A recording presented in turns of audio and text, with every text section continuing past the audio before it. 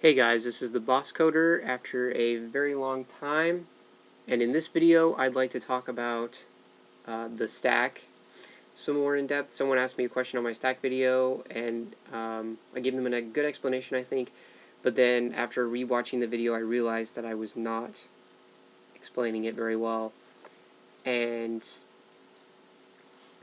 I think that's because I didn't know as much then as I know now about the stack. So I'd like to kind of remedy that with probably a pretty lengthy video on some in-depth stuff about the stack, and I'm going to talk in some low level. This is going to be kind of like a general computing thing because this applies to pretty much any programming language out there, not just C# or any high-level languages. So let's get started. And the first thing I'd really like to talk about is the difference between temporary data versus permanent data in like the low-level parts of your computer. So as we know, this here, this int a equals 1, that's sort of your permanent data. As far as this program is concerned, in the lifetime of this program, this is kind of a permanent data. It's stored in memory, in your RAM, and it will stay there until either you are done with this method completely or until your program terminates, and it's stored in RAM.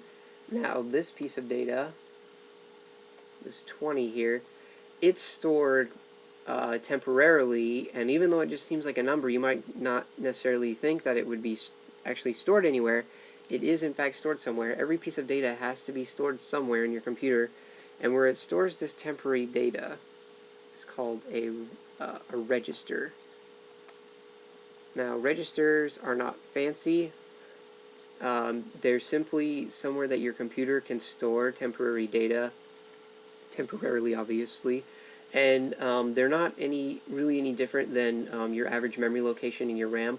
The primary difference between the two is that registers are stored in your processor, and that's so that your processor can reach them very quickly and perform things like addition, subtraction, multiplication, division, and then logic operations like AND, OR, and NOT, and exclusive OR too. So, that being said, what happens, that's all I have to really say about temporary data.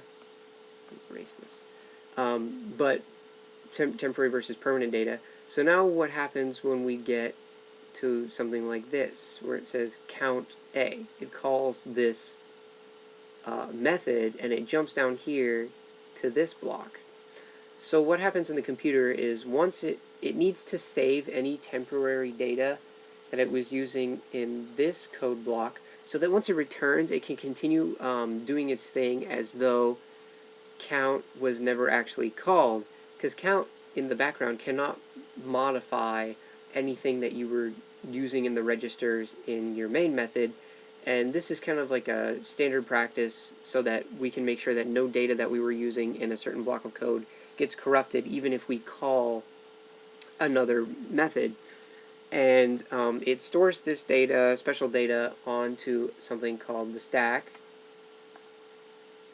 Let's put it in black. It looks kind of gray. On the stack. And the stack is stored, or the stack is generally kind of drawn as a graphic like this, and you allocate different memory locations to it. You don't allocate memory locations to it, it just kind of builds up. You usually have it at the bottom, and it fills up with different things whenever you can actually put stuff on the stack manually, but whenever you're in low level, but whenever you're programming in a compiled language or whatever, it does all the placing of items and taking things off manually. And so what happens when you call this count is that once it reaches the count method, the very first thing the count method does is it pushes like all the important things onto the stack. And the stack was originally pointing here, but once you push stuff onto it, the pointer actually moves up a spot and says, okay, now here's another excuse me, here's another empty spot where I can store data. And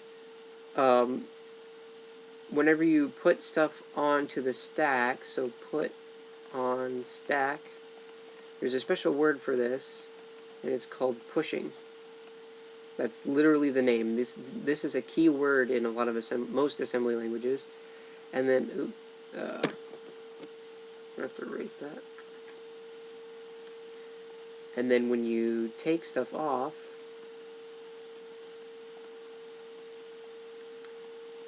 this is called popping. You push stuff onto the stack, and you pop stuff off of the stack.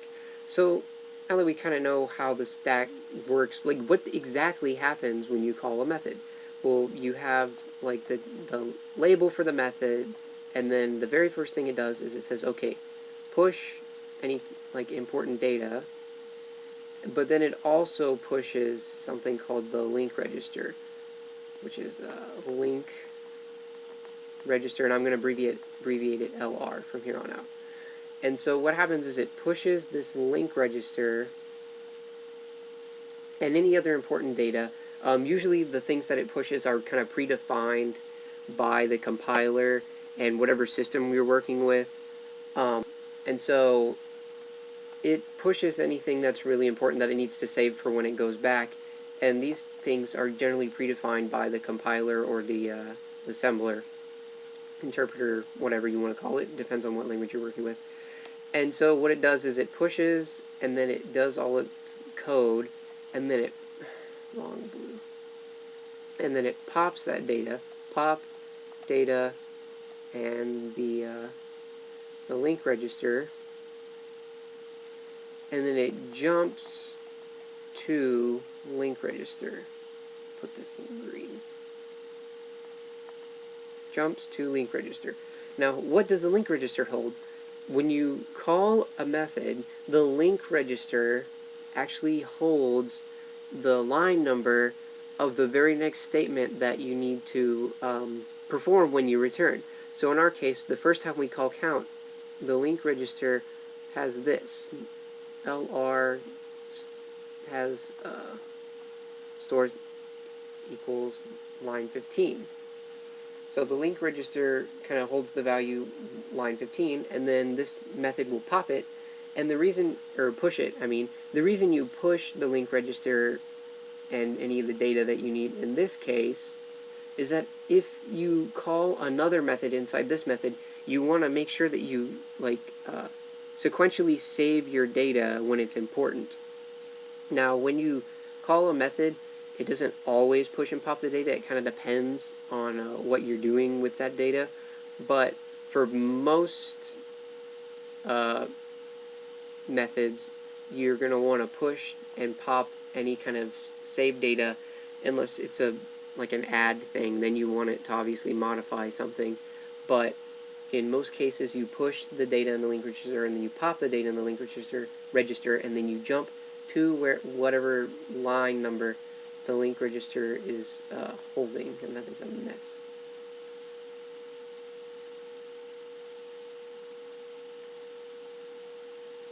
So that's kind of what happens in the background whenever you compile your program or get it interpreted and turned into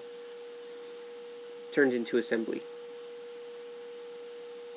Now what I'd like to talk about is like what happens whenever we do recursion. So I'm going to go ahead and keep this up here. Link register. Now in the case of recursion, what happens is we have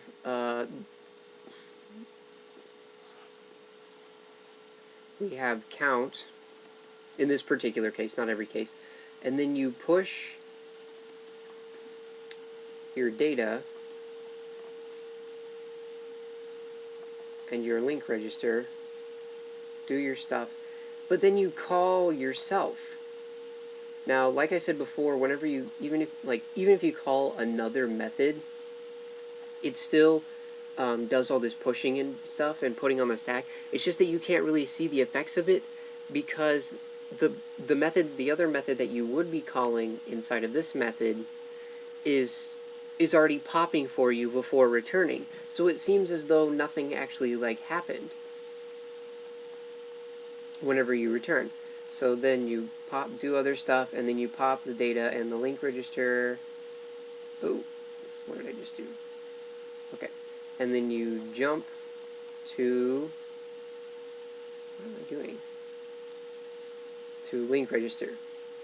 Okay, so this is kind of the main difference is that you're calling this. So let me erase all of this now, so I can kind of do this step by step for the first couple of iterations of this recursive thing. I'm not going to go through all 20 steps. I'm just going to do the first couple so you guys can kind of see what's going on. So we have our stack here, and we have our first location, which isn't filled yet. So now we call count A. So we pass in the variable the number 1, and it says console.writeLine A equals A on the stack. Then it goes, if A is less than 20, which it is, count A plus 1. So it actually comes back here and passes in the number 2. So the number 2 gets put on the stack. And then we come up here, and it says push that data, which is 2, and it pushes it on the stack. And there's actually should be a 1 here. Goodness gracious. Okay, so there's a 1 here, and then 2 goes here. I should actually, sorry, I need to make this really neat. I'm very OCD and compulsive. I want this to be understandable to you guys. Okay, so the first thing we did was we put 1 on the stack, but we didn't go back with the number 1. We only went back with the number 2. So then the next thing that happens is it says, is 2 less than 20? Yeah, so let's call count again with data, which is in our case is A plus 1. Now there's more data in here, but I'm just calling it data just because that's the only piece of data we're worried about is this 1 number. So it passes in a 3. Now it gets to count and it says, okay, let's push 3 and the link register on the stack again. Now is 3 less than 20? Yeah, it is. So now we're going to call count data plus 1 yet again, and we push 4. And then it keeps doing this all the way until it gets to 20. So dot, dot, dot, etc. until it gets to 20. And so now it says, okay, it goes back and it says, okay, count, push data, which is 20, link register. Now, is 20 less than 20? No, it's not. So once we reach the 20th iteration of this recursive method, we've reached the base case, and we no longer perform this call to count. So now we have to keep doing stuff. We do the console.writeLine, and then we pop. So the first thing we pop is the number 20 and the link register. And then we jump to, actually, do we push 20? I think we do. And then we jump to the link register. Well, the link register points to, like I said before, wherever we would have been after that function call, after that method call, sorry. So the line immediately that we would have been at after this call to count A plus 1 is right here, line 23.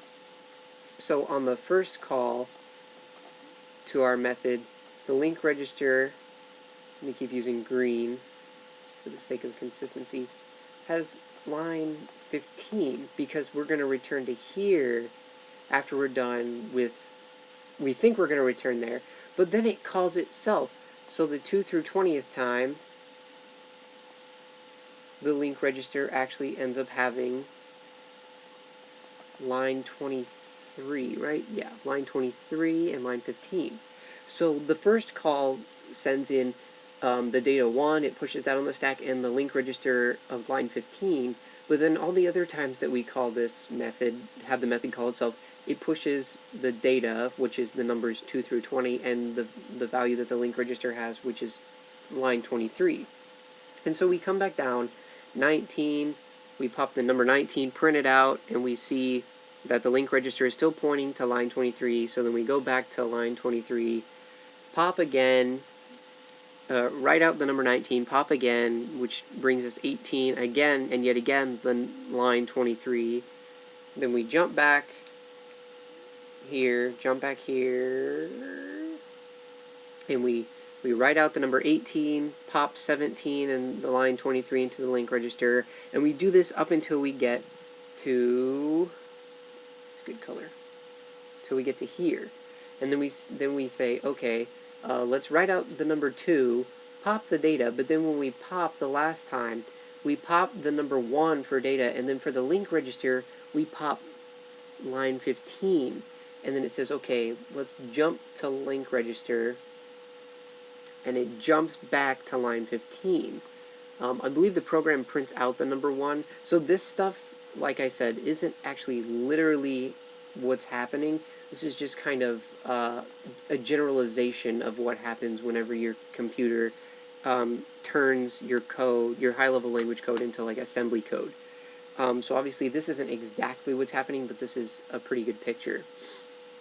So now, what I want to talk about, that's pretty much all I have to say. So hopefully this kind of shows you why first we print out, we come here and print out the numbers 1 through 20, but then we keep calling and we count up to 20, but then after we get done with all these method calls, we have to keep coming back out of those previous method calls and popping stuff off of the stack. So hopefully that made it all fairly clear. And I have one more, just like an analogy that I would like to show you that hopefully kind of puts this into perspective a little better. The analogy I want to show you is, I think this is a pretty good analogy. I've already recorded this like a million times, and the more I think about it, I think it's a great analogy. Think of each time that we pass in a piece of data and have this method call itself, or even call it initially, we send it one of those little Russian, I think they're called Matryoshka dolls, that kind of looks like a bowling pin, but you get my drift.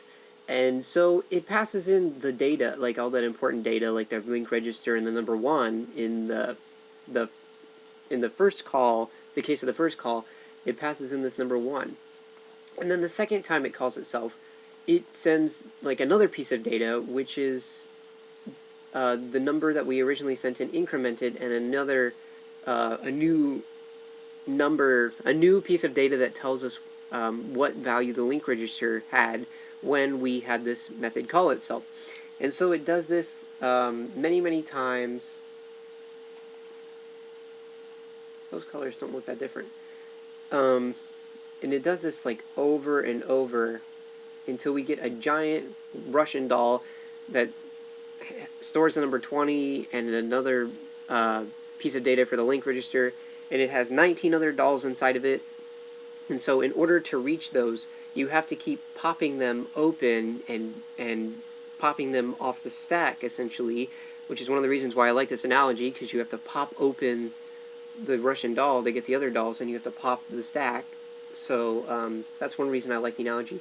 But the other reason is that something that I think is kind of poorly laid out in this program is that each time that we have this method call itself, or even call it initially, we don't actually send it anything that lets us modify this variable A. This variable A was never modified at all in this program, and in fact, every time that we called A, or we passed it the new, like, A plus 1, probably should do this in a darker color. Let's do it in blue, I guess. Each A is unique to that method call. So what I mean by this is that I'm going to use the colors that I used here.